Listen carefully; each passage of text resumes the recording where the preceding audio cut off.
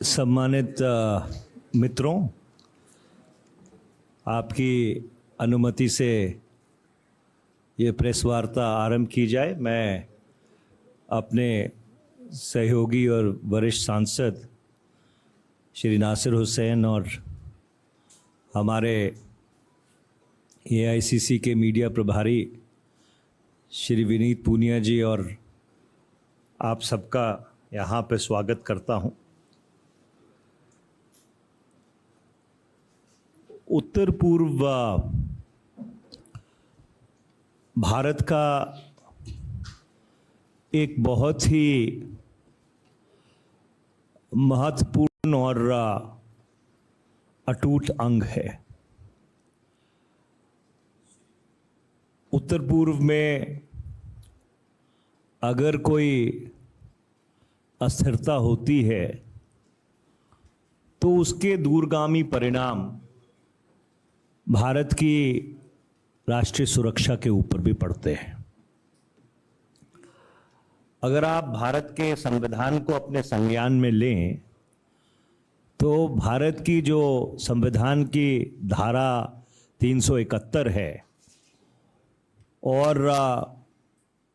उसके जो ए से लेकर एफ तक भाग हैं, वो इस बात को सुनिश्चित करते हैं कि उत्तर पूर्व राज्यों के लिए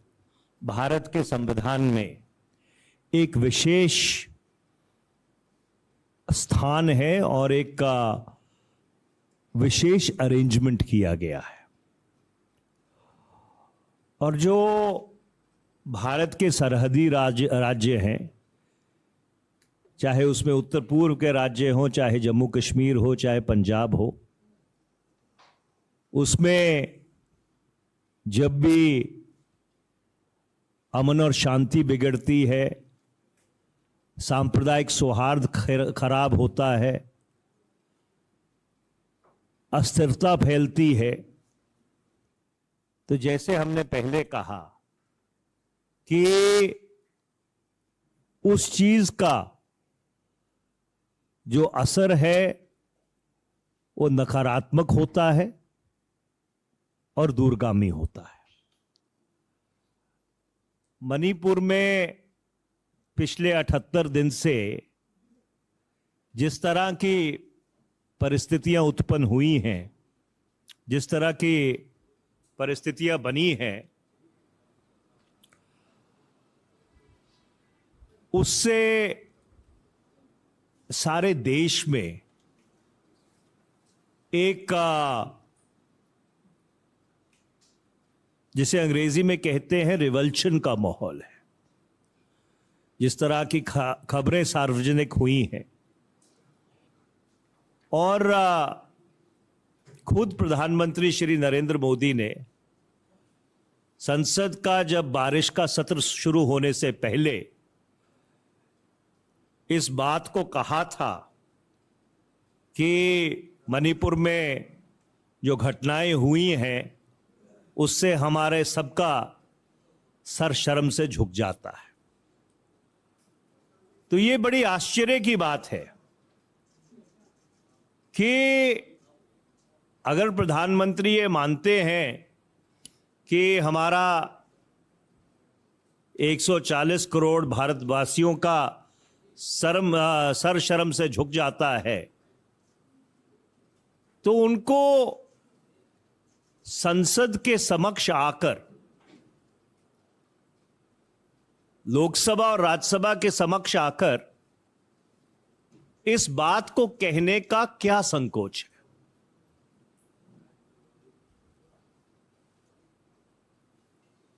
वर्ष 2004 से लेके 14 तक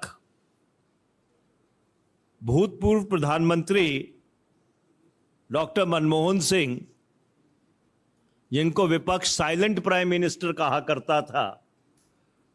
वो 70 बार वो संसद के समक्ष बोले। और मुझे याद आ रहा है कि 27 अगस्त 2012 को 17 अगस्त 2012 को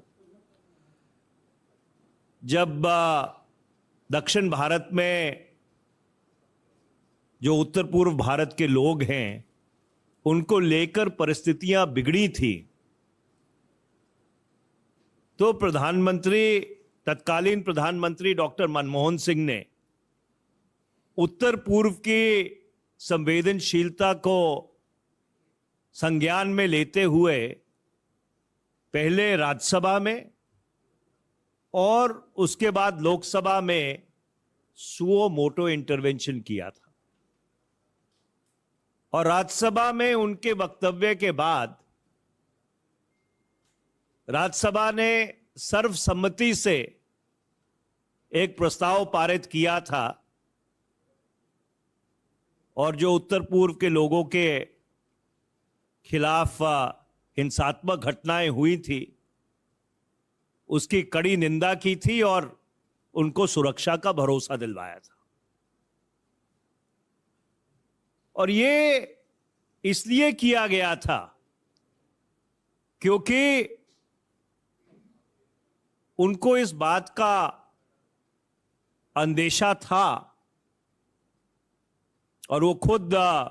असम से राज्यसभा के सदस्य थे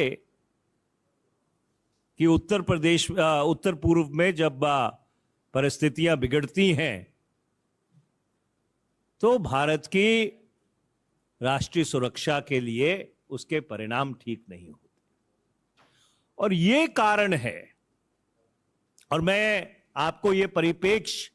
इसलिए बताना जरूरी समझता हूं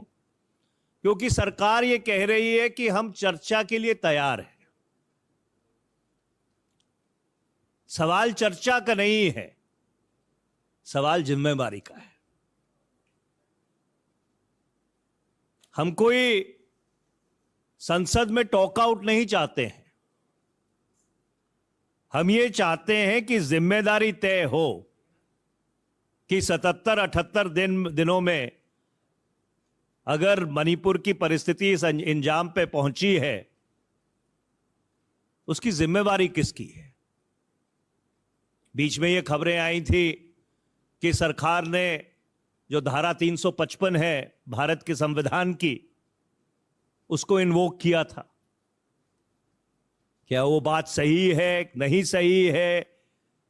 क्योंकि उसका कोई फॉर्मल नोटिफिकेशन तो नहीं हुआ था। तो इसलिए बहुत सारे ऐसे सवाल हैं जिनका जवाब प्रधानमंत्री को देना उनका उत्तरदायित्व बनता है, उनका फर्ज बनता है, क्योंकि वो एनडीए भाजपा सरकार के मुखिया है। तो इसलिए पिछले वीरवार से हम लोग जो सामूहिक विपक्ष है जिसका नाम इंडिया रखा है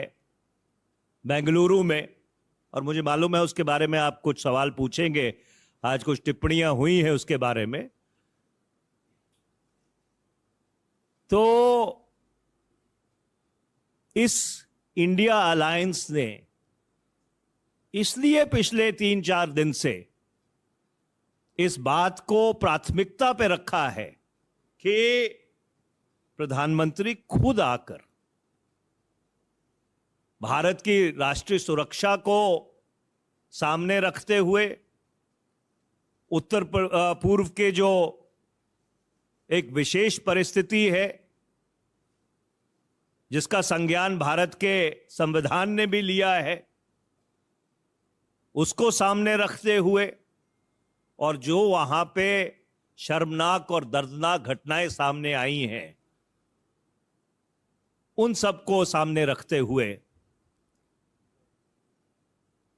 उनको खुद इस बात की पहल करनी चाहिए थी कि वो लोकसभा और राज्यसभा में मणिपुर के ऊपर खुद चर्चा शुरू करते हैं।